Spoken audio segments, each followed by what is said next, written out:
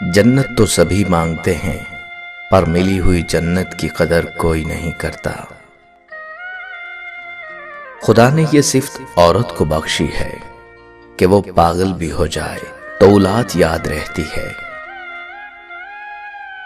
कभी माँ बाप याद आए तो बहन भाई मिलकर बैठा करो।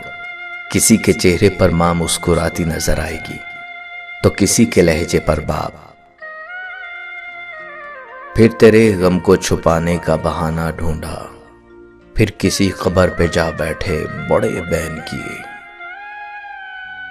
माँ एक ऐसी बैंक है जहां आप हर एहसास और दुख जमा कर सकते हैं।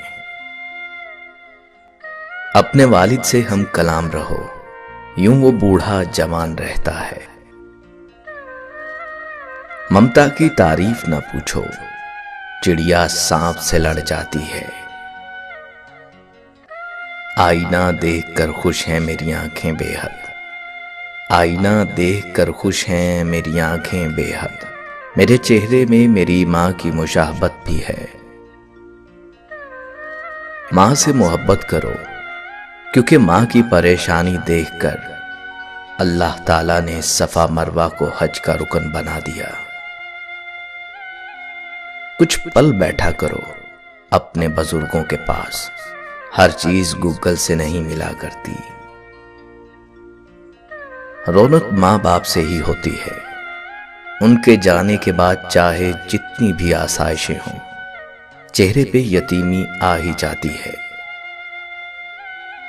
माँ की एक आदत खुदा से बहुत मिलती है, दोनों ही माफ कर देते हैं। माँ बाप के पास बैठने के दो फायदे होते हैं। एक, आप कभी बड़े नहीं होते, दूसरा वो कभी बूढ़े नहीं होते। मैंने ममता को तब देखा जब उसकी मौत की चंद समातें बाकी थीं। वो सरकारी अस्पताल के बेड पर पड़ी थी। सांप ने काटा था, जहर चढ़ने से दांत गिर चुके थे।